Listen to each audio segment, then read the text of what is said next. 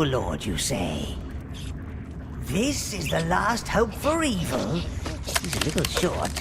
Whoa. Not long after ransacking consoles and the PC in 2007, the Dark One and his underlings are back to stir up more trouble with Overlord II. With more magic, minions, and maidens than ever before, this twisted fantasy sequel is looking to extend its conquests into a new age. But will would-be thralls find themselves willing to bow down to this uniquely dark fairy tale once again? We don't take kindly to your type here. You just make trouble. Come on, Petunia, let's leave this riffraff.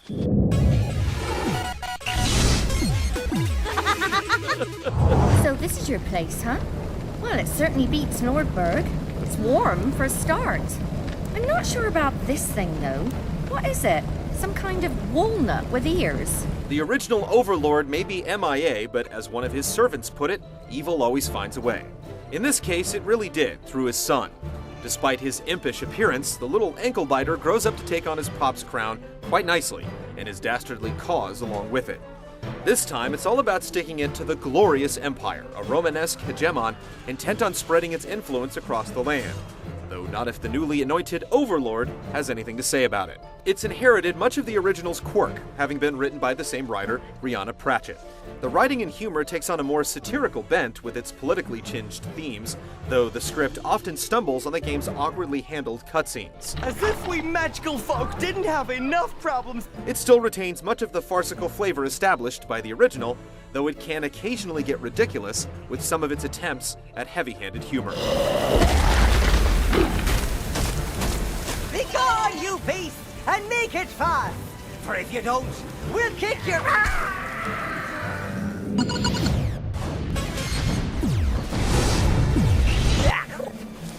Fluffy rats! See? Poor fishy! Oh, die, smelly furball! Overlord II presents you with the familiar scenario of taking up the rings of the titular anti-hero. With a choice combination of close-range weapons, magic, and minions, it's up to you to lay waste to the Empire and spread evil across the land. You plot out most of your dirty deeds from the Netherworld Tower, which once again serves as the game's central hub. There you can sift through quests, organize your personal armaments, and even tidy up the place with a few upgrades. Its simple yet solid RPG-inspired foundation still serves the game well, and it's nice to see the tower grow alongside your endeavors with visual cues that mark your progress. At last, you have a dark tower truly worthy of you, Master.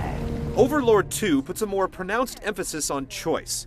In the game's own words, you can either choose to be evil or really evil, and the resulting decision will impact your Overlord's development in some way. Deciding to take the messy route with interpersonal relations will yield some immediate satisfaction and menacing magic powers. Choosing to dominate your foes, however, can also reap long-term benefits like a constant flow of gold, so it certainly pays to consider the added weight of each individual action. There's definitely a bit more at play here, though most of it still feels underwhelming and undercooked. A few new level elements like sailboats and minion possession spice up the gameplay with some added variety, though the linear quest design isn't particularly impressive, and the pacing can definitely start to meander during the slow crawl from goal to goal. And though it's lost some of the luster since it first reared its head in the original Overlord, there is still some guilty pleasure to be had wreaking havoc from zone to zone.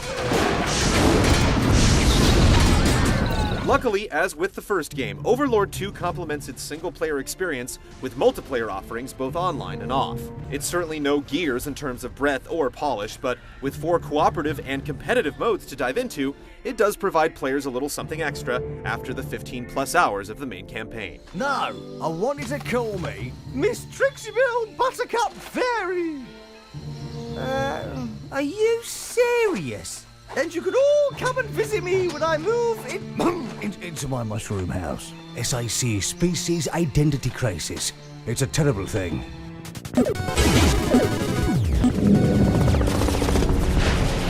not exactly what I had in mind for a white knight, but you certainly fill your armor very well. At face value, Overlord II looks and plays like your typical fantasy adventure game. But what sets the series apart are its Pikmin-style minions, which remain the focus in the sequel.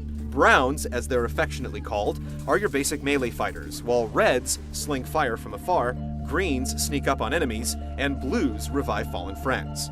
Outside of battle, these minions also play into several of the game's strategic elements. For instance, reds can walk through fire, We burn for the master! and blues can swim. They still function primarily as battle fodder and puzzle solvers, though now they're also able to mount up on woodland creatures like wolves and spiders to traverse various environmental obstacles and get the jump on enemies. On top of that, certain junctions of the game also allow minions to don disguises, arm wooden war machines, and even man boats to set sail on the open sea.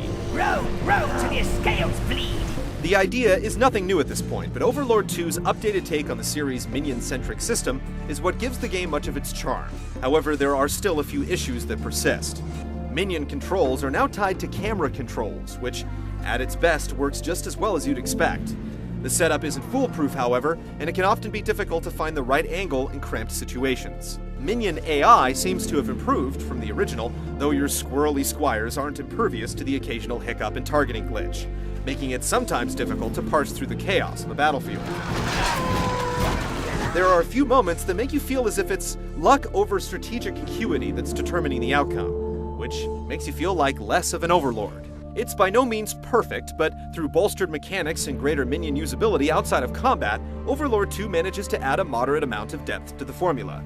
It doesn't quite achieve the strategic richness of a great dungeon crawler, or the relentless momentum of an awesome action-adventure game, but it does succeed in playing to its strengths, and provides something different from the norm. Look at all that evil energy surging into you, Lord.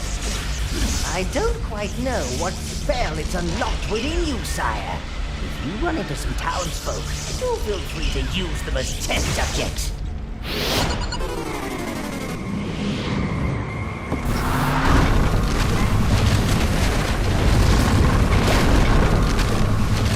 Befitting of its fantasy vibe, Overlord uses vivid colors, fanciful character design, and stylized geometry to shape its twisted storybook world.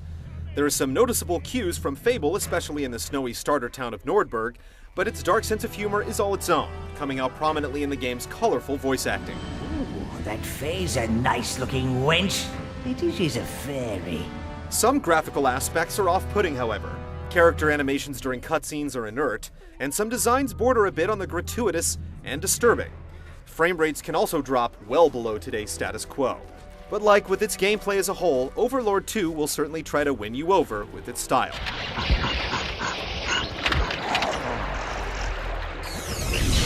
Come over here, men! Let's see how you lily-livered loungers stand up to a gargantuan. Though it doesn't quite have the wile to ascend to AAA status, Overlord 2 whips its subjects into shape with general gameplay improvements and its trademark sense of humor. It isn't quite king of the hill just yet, but if you're looking for an enjoyable, albeit predictable, vent for your evil emotions, then this could be a decent option. Time to bring back the black. Loose the minions of war. Because evil always finds a way.